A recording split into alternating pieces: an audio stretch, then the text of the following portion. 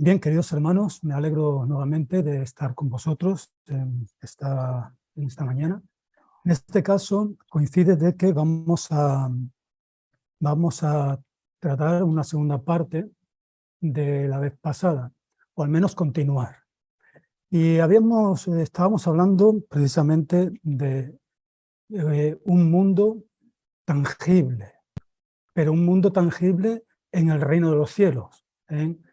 Así que, y de esto es de lo que estamos tratando, de que las cosas son reales más de lo que nosotros quizás nos podamos imaginar. Así que, y nos habíamos quedado en esta parte, en esa marcha de cómo será, donde nosotros podemos encontrar este material pues, en primeros escritos, en el conflicto de los siglos, en muchos libros dentro del espíritu de profecía y apoyado lógicamente con los textos bíblicos. Así que de esto se trata. Vamos a ir viajando hacia el cielo. Vamos ahora en esta segunda parte, que es donde nos habíamos detenido. Y vemos que los tiempos previos a la segunda venida, los que estamos viviendo ahora, antes de hacer el viaje con Jesús, tenemos que saber que son tiempos muy difíciles y van a ser todavía mucho más. Y esto no es miedo, porque los que confiamos en Dios sabemos que este mundo no es para siempre y tiene que sufrir un proceso. Nosotros mismos también tenemos que sufrir un proceso en nuestra vida cuando todavía no estamos haciendo lo que debiéramos. Así que son tiempos muy complicados que deberíamos considerar, pero no para temer, sino para, como dice el apóstol Pablo, nuestra redención está cada día más cerca de nosotros. Así que en esta situación el viaje genera muchas veces, todo viaje genera incertidumbre, angustia, sobre todo cuando toda la información que tenemos es la palabra y el don de profecía, la palabra de Dios y el don de profecía, las cuales muchos, incluso dentro de la iglesia, nuestra iglesia, dentro del remanente, cuestionan y ponen en duda siendo de valor inestimable. Es de valor inestimable. Entonces, si es lo único que tenemos, no podemos desprendernos de estas dos partes, palabra de Dios y también, lógicamente, el espíritu de profecía, que ha sido muy revelador dentro de, digamos, luz menor dentro de la palabra de Dios. Así que hoy la historia, como bien sabemos, siempre se ha repetido y se va a seguir repitiendo. Siempre se ha dicho que el pueblo que olvida su historia tendrá que volver a repetirla. Siempre se ha dicho, y esto es nuestro caso. Estamos repitiendo multitud de ocasiones, estamos cayendo o tropezando siempre en la misma piedra. Este es el serio problema que nosotros tenemos. Y dice los textos bíblicos, mi pueblo es un pueblo de dura cerviz. ¿Somos nosotros el pueblo adventista de dura cerviz todavía? Y es por eso que todavía aún estamos aquí. Es mi pueblo. Y si somos pueblo, creo que también se refiere a nosotros. A mi pueblo le faltó conocimiento. Lo habéis oído muchas veces, el profeta Oseas. O pueblo necio y sin corazón, que tiene ojos y no ve, que tiene oídos y no oye. Así que, como en esta mañana se hablaba en la escuela sabática, necesitamos los ojos, pero del entendimiento, no estos, porque con estos podemos ir al cielo también. Podemos ir al cielo. Más le valiera, dice Jesús, arrancarte el ojo y ir tuerto al reino de los cielos que no que te pierdas. Esto no es tanto el problema en sí, sino que no veamos con claridad lo que hemos de ver, el colirio que la Odisea necesita. Así que estamos rezagados en el viaje hacia el cielo. Estamos retardando el momento. Cuando pienso que Jesús abrió un camino hacia el cielo en su primera venida, representado por la escalera de Jacob, ¿recordáis? El puente que une el cielo con la tierra, y que vemos que en Juan 1:56 nos hace mención. Me pregunto hasta cuándo, Señor, seguiremos así si el camino quedó abierto. Si el camino quedó abierto desde que Jesús ya vino a la tierra, bajó y quedó abierto, esa escalera quedó abierta, esa escalera es Cristo. ¿Por qué todavía estamos aquí? Y hay señales que nos están anunciando que en verdad es el tiempo. Así que hoy hay quienes piensan que no son necesarias las balizas, ¿eh?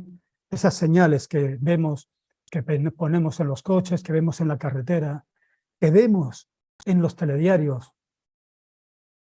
Piensan que no necesitamos las balizas, que no hace falta despegarse del suelo, que al fin y al cabo somos hombres débiles y tenemos que seguir así siempre. Como aquel que está condenado, obligado a claudicar a un sistema que finalmente nos está autodestruyendo. ¿Para qué sirven entonces las balizas, las señales? ¿Para qué sirven? La baliza es un objeto señalizador, dice la definición, utilizado para indicar un lugar geográfico y nosotros sabemos hacia dónde vamos. Ahora sí lo sabemos. O también nos indica una situación de peligro.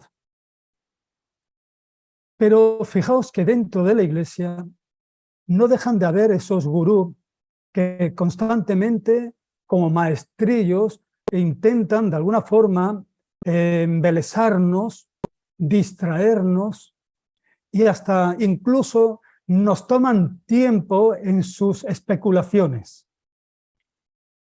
Mirad, Jesús advierte contra los maestros de Satanás. Y hablando de ellos dice, dejadlos, son ciegos, guías de ciego, y si el ciego guía al ciego, ambos caerán al hoyo. Son cohetes artificiales que caen a tierra. Esto lo digo yo. Fijaos, cohetes artificiales que parece que sí, que suben, que suben, que suben, lleno de colorido, lleno de... insisto, nos autoengañan con facilidad. Y hay multitud de seres humanos maestrillos que están desviando al pueblo de Dios, que pretenden desviarnos. Y no son más que cohetes de artificios, cohetes artificiales, que suben, son muy bonitos, pero a una altura determinada se desvanecen y caen a tierra. Y aquí se quedan en tierra vacíos, quemados, destruidos. No van más, no avanzan más. Y esto es lo que, en cierta manera, al pueblo de Dios le ha estado pasando. A veces decíamos en la escuela sabática, hemos dicho en la escuela sabática, a veces nos pasa que estamos o en las nubes o estamos por el suelo. Pero estamos más veces por los suelos que por las nubes. Y este es el serio problema en este viaje que tenemos que realizar.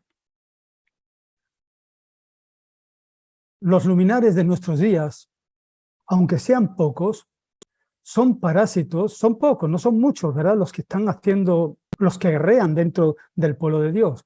No son muchos.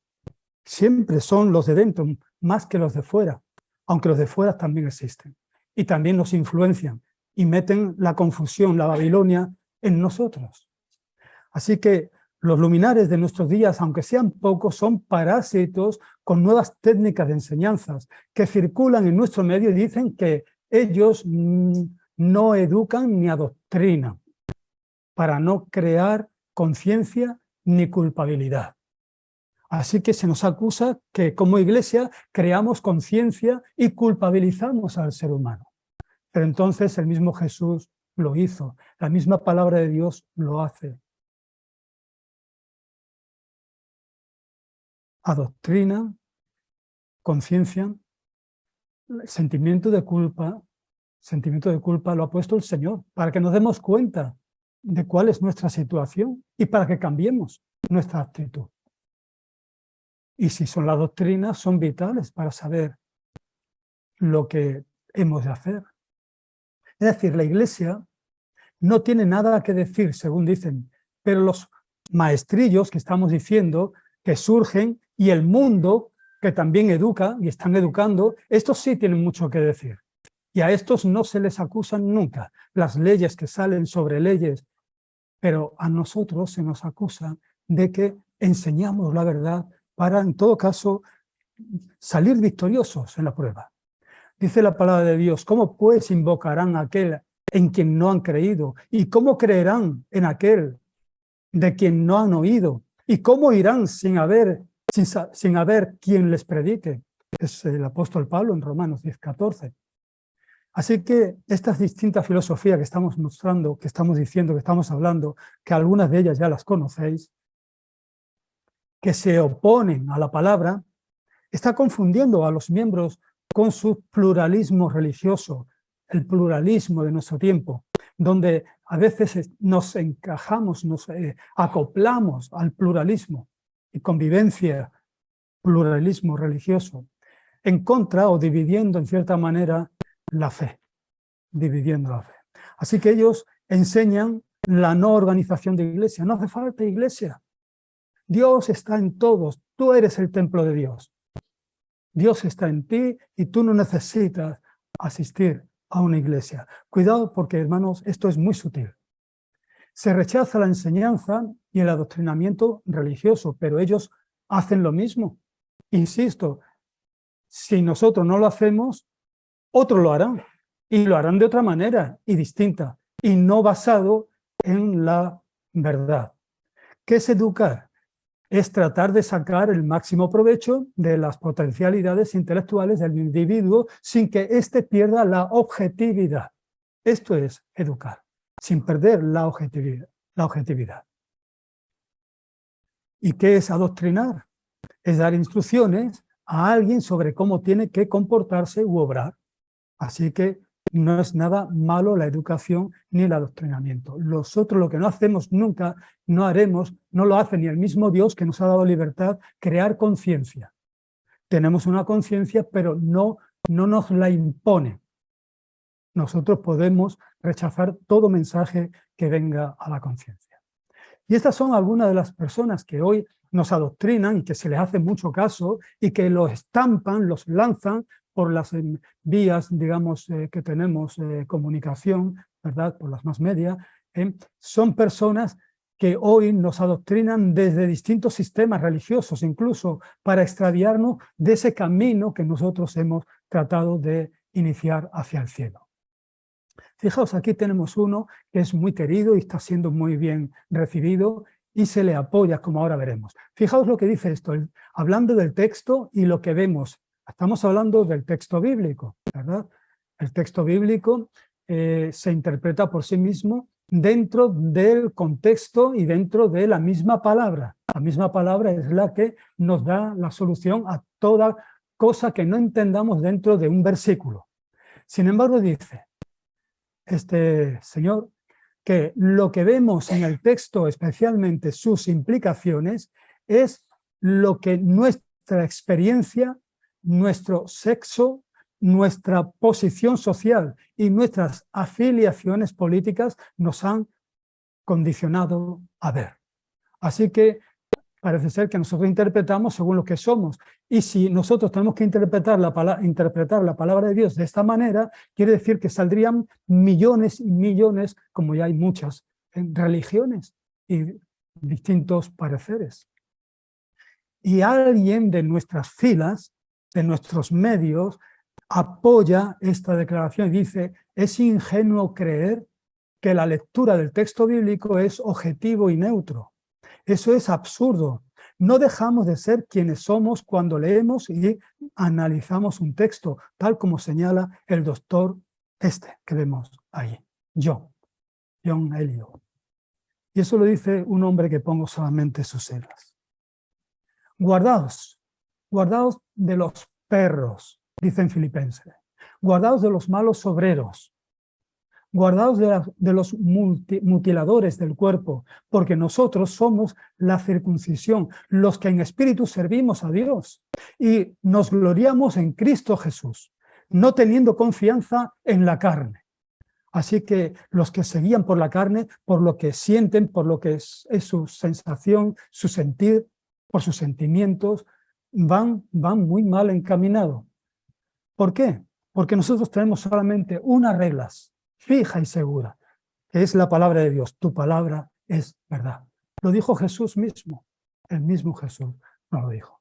Sin embargo, entendemos que en el camino hacia el cielo, que estamos mencionando, es evidente que Satanás ruge.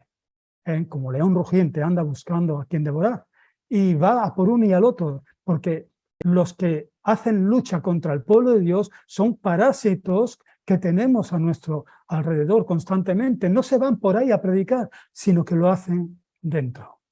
Y a veces queremos lograr la cuadratura del círculo, ¿verdad? A veces queremos, ¿sí? Aunque alguien haya querido demostrar. Como Pablo, hemos de proseguir a la meta, ¿eh? Partiendo de nuestra situación actual, aún con todos los conflictos que nos acosan hacia la patria celestial. Nosotros tenemos que tener muy claro, y el objetivo muy claro, muy bien puesto, está ahí delante, al frente, y ahí es donde nosotros hemos de mirar. Yo no sé cuánto habéis visto, habéis oído, leído mismo, en el Espíritu de Profecía, estas revelaciones de un tren que volaba a la velocidad del rayo. ¿Cuántos habéis escuchado esta historia? 1, 2, 3, ¿hay más? 4, sí, 5, 6, 7. No todos, ¿verdad? A lo mejor. Pues mirad qué historia más impresionante. La vamos a ver. Dice Ellen White: vi la rapidez en que se difundía el engaño espiritista. El espiritismo está en todo hoy. Está metido en todo. Y dice: se me mostró un tren de vagones que marchaba con la velocidad del rayo. El ángel me mostró que observara cuidadosamente. Fijé la vista en el tren. Parecía que en él iba el mundo entero. Después el ángel me mostró al jefe del tren, un hermoso e imponente personaje a quien todos los pasajeros admiraban y reverenciaban. Así que lo admiraban los pasajeros, estaban contentos y felices de llevarlo a él delante. Y dice: quedé perpleja y le pregunté a mi ángel, el acompañante, ¿quién era aquel jefe? Me respondió: es Satanás, disfrazado de ángel de luz. Ha cautivado al mundo. Este ha sido entregado a formidables engaños para creer en una mentira a fin de que se condene. Su agente, y ahora habla de agentes de Satanás, el que le sigue en categoría es el maquinista, y otros agentes suyos están empleados en diversos cargos. Así que, como hemos dicho, el diablo entra por las avenidas del alma, que son las que conocéis, los sentidos, y entran de mil. Hay quienes son especialistas en cómo engañarnos y cómo desviarnos del camino. Así que, según van necesitando, pues van en busca de ellos como el relámpago y los lleva a la perdición. Así que le pregunté al ángel si no había quedado nadie sin subir en el tren, y él me mandó que mirase en dirección opuesta, donde vi una pequeña compañía que miraba por un angosto sendero. Así que había un sendero por donde una compañía, una minoría pequeña, entre muchos, iban hacia allí. Dice: todos parecían firmemente unidos por la verdad. Ojalá fuéramos todos nosotros.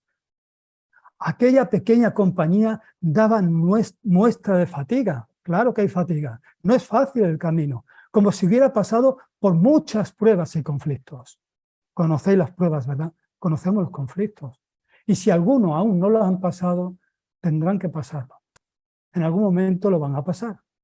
Nadie va a pasar como por una revista, desfilando como por una pasarela.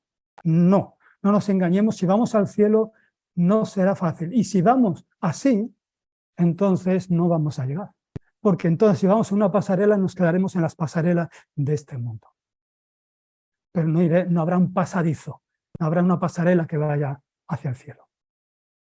Así que parecía como si el sol acabara de levantarse detrás de una nube y brillara sobre su rostro, dándoles aire de triunfo, cual si estuvieran próximos a ganar la victoria.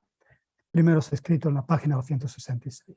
Así que mientras unos van por la tierra, como el tren, o como los cohetes que parece que suben y todos van a tierra, los creyentes ascenderán en una nave con dirección a la patria celestial. Esta es la diferencia que tenemos. Así que el panorama que algún día veremos será como un sueño.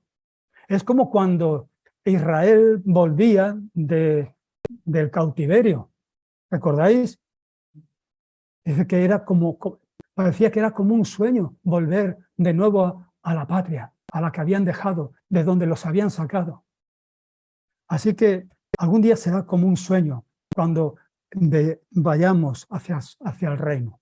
La tierra cercenada del continente del cielo dejará de serlo por el pacto eterno de Jesús con el Padre. Él hizo un pasadizo, dijimos, hizo un camino, una escalera, trazó una escalera. Entonces, esto que hoy quedó desligado del cielo, Cristo lo ha venido a unir. Y un día andaremos por donde Él anduvo, por donde Él caminó y por donde Él fue. Así que recuerdo, por ejemplo, cómo me impresionaba viajar en el tren y ver pasar en rápida sucesión aquellos postes de la electricidad, los árboles, que cuando yo pegado a la ventana, recuerdo cuando era pequeñito, hablaba de 12 años, y pasaban con una rapidez impresionante. Pues cuando vayamos al reino será algo así, será algo parecido. Veremos constelaciones, veremos planetas, parecerá que vamos a chocar con ellos, pero pasaremos y no habremos chocado con nada y irán quedando atrás. Pero llegaremos. Esta es la verdad. Llegaremos a ese reino que ha sido preparado para nosotros. Así que cuando vayamos al cielo y pasemos entre los astros, viéndolos acercarse hacia nosotros a gran velocidad, parecerá eso, que vamos a chocar, pero no será así. Cada hora de viaje que pasa, nos encontramos con un nuevo espectáculo. Será algo impresionante, siempre va a ser algo que no dejará de impresionarnos. Galaxias, pulsares que en su centro emiten estallido de luces de colores a grandes distancias. Fijaos lo que dice también Ellen White, citada en el comentario bíblico, en el tomo primero, dice que en el séptimo día, hablando de ese viaje, en el séptimo día, ya al final del viaje, dice, y nos acerquemos al fin de nuestro viaje y los ángeles nos señalen una luz que se ve delante, pronto la vemos mejor. Es decir, que se va como enfocando. Sí, es la luz que parte del único planeta que posee luz propia. Así que, ¿qué es ese lugar? La morada de Dios, un lugar que posee luz propia. Es la luz de Dios. Y debido a la gloria de la deidad, su luz ilumina toda la santa ciudad y sus alrededores, y mediante la atmósfera inunda indirectamente de luz más allá del horizonte hasta iluminar toda la esfera de gloria o planeta celestial. Así que irradia la luz. Entonces, el tercer cielo que mencionó el apóstol Pablo, es decir, entraremos, entonces al tercer cielo que menciona el apóstol Pablo y salimos de la atmósfera terrestre a la celestial que rodea este planeta a una velocidad mucho más reducida, cuando ya estamos llegando. Es bueno que imaginemos, es bueno que pensemos, es bueno que no creamos que esto es imposible y que pierda interés, porque si no sabemos lo que queremos, hacia dónde vamos y cómo más o menos podrá llegar a ser, posiblemente no va a ser un atractivo para nosotros. Por eso ha sido revelado en la palabra. Así que todos los ojos contemplan la luz, esa luz de ese lugar, que parte del trono de Dios, que está dentro de un gran rectángulo, y pronto entenderemos que es la santa ciudad. En el trayecto, mediante la ascensión visible de Cristo, se cambiará todos los conceptos y especulaciones de lo justo, de muchos justos que teníamos acerca del cielo, quizás por no habernos detenido a pensar, a meditar. Pero al descender de gran altura, veremos junto a la ciudad un espacio cuadrado del mismo tamaño de ella que refleja el cielo como un espejo. Y los ángeles nos dicen que es el lugar donde vamos a descender primero. Nos sigue diciendo que al contemplar la escena tan gloriosa, muchos quedan sorprendidos porque siempre habían creído que la santa ciudad estaba fundada sobre nubes. Por supuesto, ahora se dan cuenta que es material, Y no es un espacio indefinido, incomprensible, lleno de espíritus intangibles. No, es tangible, evento de los últimos días. Nos lo presenta así también. Y por eso la Santa Ciudad necesita estar fundada sobre tierra, como Isaías lo había revelado. Fijaos cómo nos dice el profeta cuando estaba en Jerusalén. Dice, tus ojos verán al rey en su hermosura, verán la tierra. ¿Qué tierra? Aquella tierra. El planeta cielo está lejos. El término que se emplea es merchak, distante, lejano, que está lejano, no está ahí, a la vuelta de la esquina. Pero está cercano tanto como, hemos dicho, a una oración. Tan cerca como una oración, pero lejano. En lo postrero de los cielos. Y vienen de la tierra lejana, sigue diciendo también en Isaías 13, versículo 5, de lo más lejano de los cielos. Y el término hebreo que significa extremidad, fin, límite, término, lo más lejano. Así que Ellen White señala este lugar como la tierra donde viviremos gozosos, teniendo la forma de una esfera de gloria, es decir, como un planeta con luz, como hemos dicho, propia. Y también lo señala como el continente del cielo, es el continente del cielo, como le llama en su día a los mundos. Y en otra declaración se refiere a nuestra tierra y al cielo, para afirmar que son dos mundos, y puesto que es un planeta en las afueras de la ciudad resplandeciente, veremos los campos verdes de nuestra patria celestial, el mundo de una belleza que ningún pintor puede reproducir. Testimonio en el volumen 3, así nos lo dice.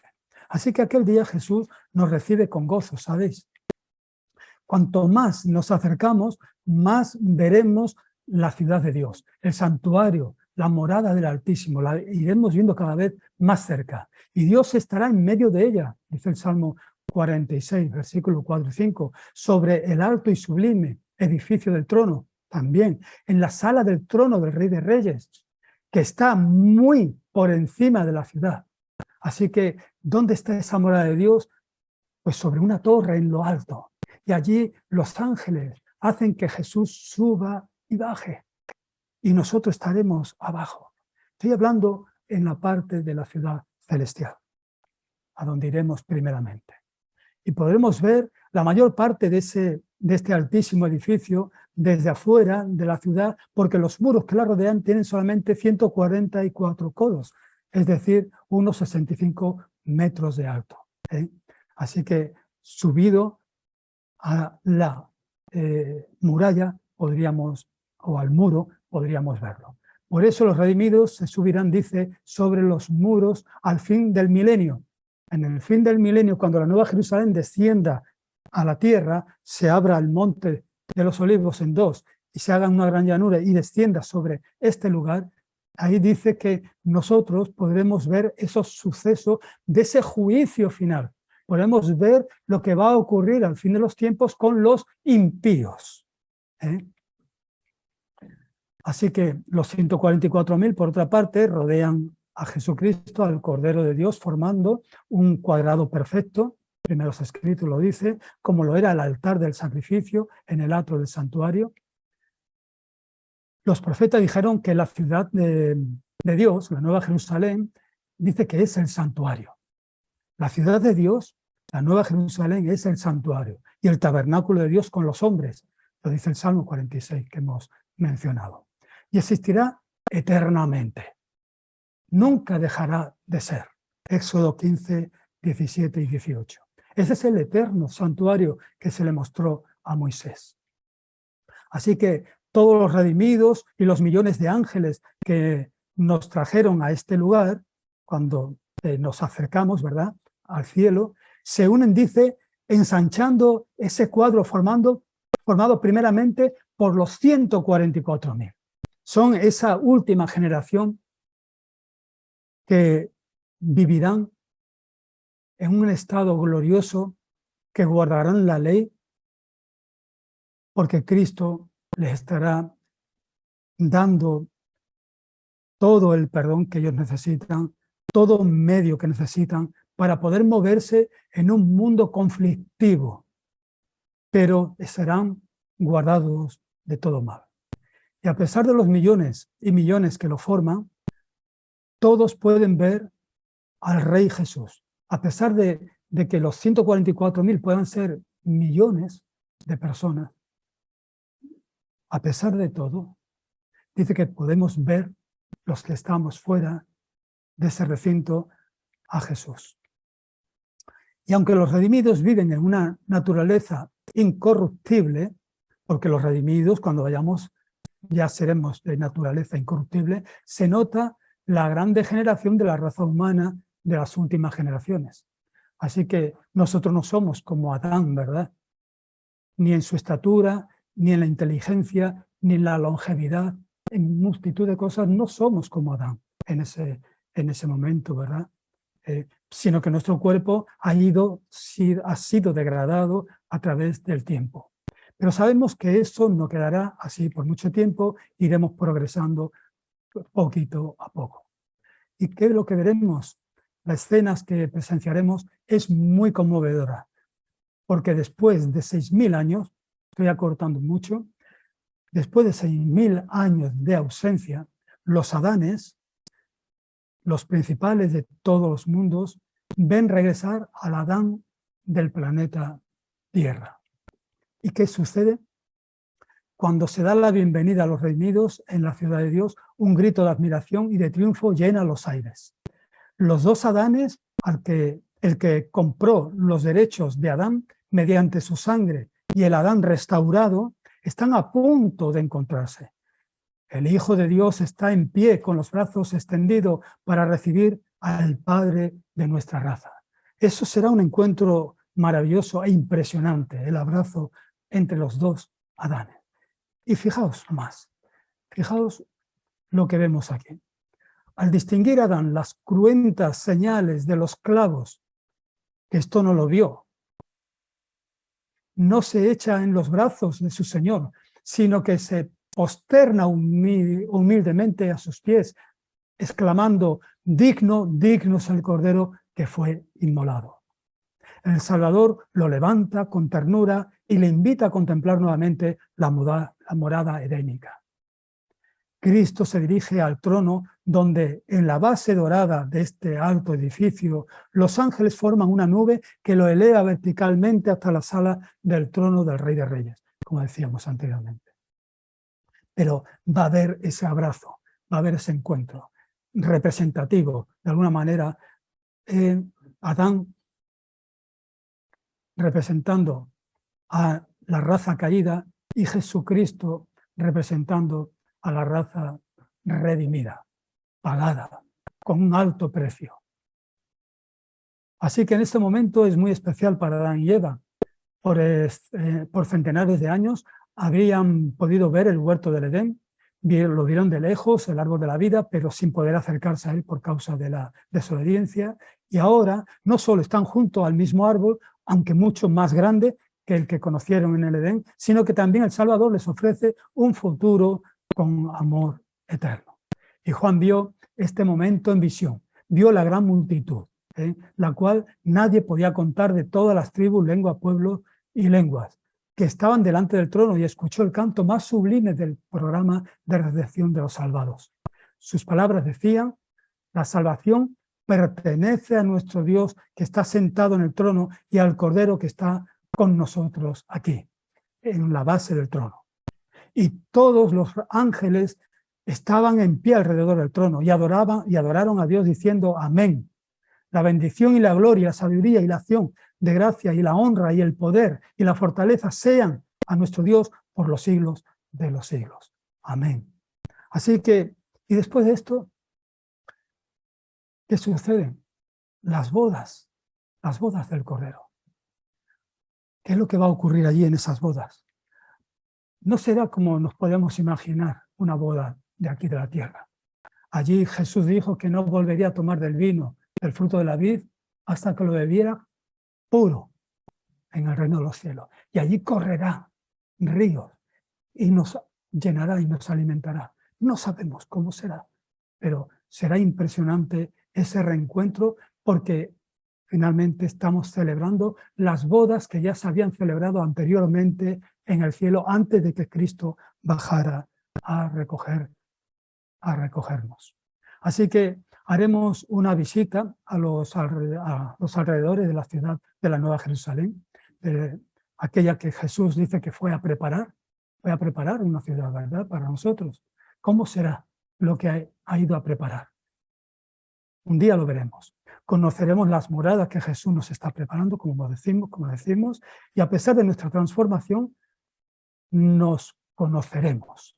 A pesar de que va a haber transformación, seremos conocidos como somos conocidos.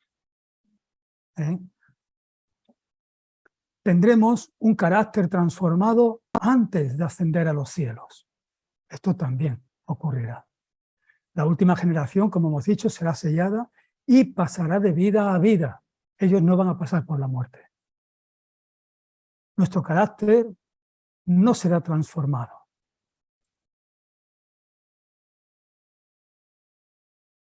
Mirad lo que dice el lenguaje. Ya nos adelantó y nos dijo: saldréis de la tumba con la misma disposición que manifestasteis en vuestro hogar y en la sociedad. Jesús no cambia el carácter en su venida. La obra de transformación debe hacerse ahora. Ahora. Cuando Cristo venga, nuestros caracteres no serán transformados. Estos cuerpos viles serán transformados y formados a la semejanza de su cuerpo glorioso, pero no se obrará entonces en nosotros una transformación moral. Fijaos lo que dice. Sabemos que el carácter se desarrolla gracias a la memoria. Todos los que heredamos, todo lo que heredamos grabado en los genes como tendencias y todo lo que grabamos en la mente durante la vida, sea bueno o malo, es archivado en el núcleo de las células del cerebro transformando la proteína de los genes y queda allí depositado físicamente en nuestra mente y para siempre. ¿No dijo la revelación que la parte física de nuestra naturaleza incluye el cerebro? ¿Sería transformada? ¿Incluyendo el cerebro sería transformada?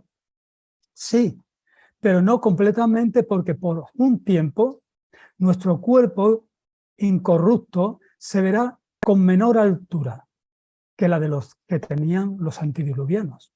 Dios conservará en nuestro cerebro la sustancia grabada que formaban nuestro carácter. No la misma sustancia, sino una reproducción exacta. Y entonces, ¿por qué Isaías escribió que en el cielo de lo primero no habrá memoria, ni más vendrá el pensamiento?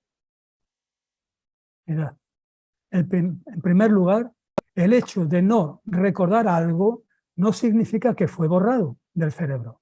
Generalmente, cuando la mente es sana, trata de bloquear aquellos recuerdos que nos producen dolor y tristeza. Esto es lo que generalmente hacemos. Y en segundo lugar, los profetas confirmaron que la memoria permanecerá porque será necesaria para garantía y seguridad eterna. Tendremos la memoria. Ahí tenemos textos bíblicos. Y por eso aquí, en el cielo, podemos hacer juicio. En el cielo podremos hacer juicio de todo ello realizado cuando vivimos en el mundo. Por eso, las experiencias de nuestra vida de pecado nos sirve de vacuna para no caer jamás. Y por eso la santificación terrestre tuvo como fin la vida eterna. Así que seremos sacerdotes en el universo. ¿Por qué? Pues porque los seres de otros mundos nos van a seguir preguntando multitud de ocasiones cómo fue, cómo vivimos. Ellos no lo han vivido, no lo saben. Todo lo que no se experimenta no se conoce. Y nosotros les explicaremos y le diremos. Y ellos nunca tendrán la más mínima necesidad de caer en el pecado ninguna vez más. Por eso el mal no se repetirá dos veces. asistiremos a una escuela superior en el cielo y seguiremos en la tierra. No solamente allí aprenderemos, en el cielo tendremos que aprender muchas cosas. Sobre todo, hemos ido conociendo, sabiendo cómo en cierta manera llegamos a ser, pero no, es algo que está puesto como en un olvido. Pero, en cierta manera, nosotros, en la escuela que Cristo tendrá con nosotros, iremos progresando en conocimiento, en multitud de cosas. Y en la tierra pasará idénticamente lo mismo. Aprenderemos de aquella escuela superior que tuvimos en el cielo, seguiremos aprendiendo dentro de nuestro mundo en la tierra nueva, en la nueva Jerusalén, en nuestra tierra. ¿Y cómo será el primer sábado en el cielo? Pues será impresionante también. Será como cuando aquí verdaderamente venimos con gozo y alegría. Y no estamos cansados. Ahora estamos cansados. Algunos de vosotros diríais, uff. Pero si eso ocurriera ya en el cielo. Y es triste que esto ocurra aquí, para poco momento que estamos a veces reunidos. Es triste, pero a veces pasa así. Iremos y adoraremos al Señor. Y allí nos encontraremos con los hermanos. Y algunos pueden ser que nos digan, ¿me recuerdas cuando me hablaste? ¿Recuerdas cuando me hablaste del Evangelio? Qué bonito. ¿Recuerdas cuando te dije, haz esto? Oh, hay tantas cosas que van a ocurrir en esos reencuentros. Eso que a veces hacemos en petit comité cuando salimos ahí fuera y empezamos a, ¿cómo te ha ido la semana? Y contamos, ahí pues está, y compartimos, ¿verdad? Ahí a veces nos explayamos más que en este tiempo. Un poquito aquí menos, porque no estamos habituados. A veces nuestros niños, que hoy están constantemente con sus maquinitas en la mano, con un cerebro activo, con mucho movimiento constante, esto no lo pueden soportar. Cuando van a la universidad les va a ser muy difícil, a no ser que los mismos métodos que tienen se los sigan implementando y aplicando en la universidad, porque de lo contrario no tendrán capacidad de concentración. Solamente se concentran y están tranquilos cuando están absortos en eso. Pero aquí nos cuesta, porque hemos perdido costumbre. Viajaremos a otros mundos, como hemos dicho, será impresionante lo que ocurrirá, lo que veremos. El progreso en el conocimiento será eterno, constante. La cruz será el tema universal, se proyectará por todo el universo, porque es lo que mostrará que Cristo ha salvado a este mundo y que nos ha hecho especiales a todos los mundos. Que nosotros somos un mundo que nos hemos reproducido sexualmente. Pero esos mundos no lo han pasado. Ellos no han sido así. Nosotros tenemos un privilegio impresionante y ni siquiera allá en el cielo habrá una mirada erótica como las que se miran en estos tiempos. Todas esas deformaciones allí se van a modificar. Eso ya no ocurrirá. Aquí ya habremos aprendido a obedecer la ley de Dios, a tener el carácter de Cristo en nuestro corazón y la mente de Jesús en el sentir, en el pensar. Así que el segundo juicio investigador también será impresionante. ¿Por qué? Porque precisamente en el juicio investigador entenderemos que quien no se salvó es porque no quiso, no es porque Dios no puso los remedios necesarios. Así que servirá como nosotros eso lo entenderemos, porque habremos pasado por la dificultad.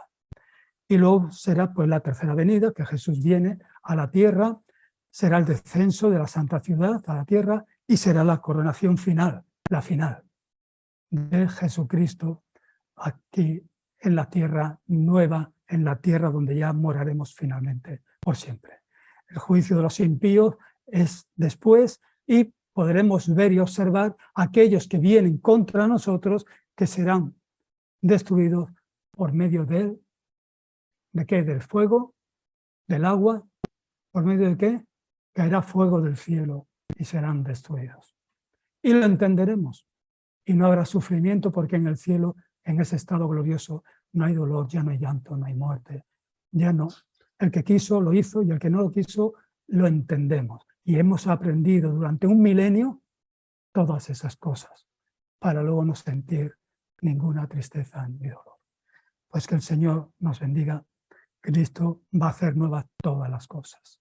Y todo esto que hemos mencionado puede ser mucho más extenso, pero lo hemos hecho así para que vosotros podáis tener ya una idea, una pauta y podáis seguir investigando. Que el Señor nos bendiga. Amén. Gracias.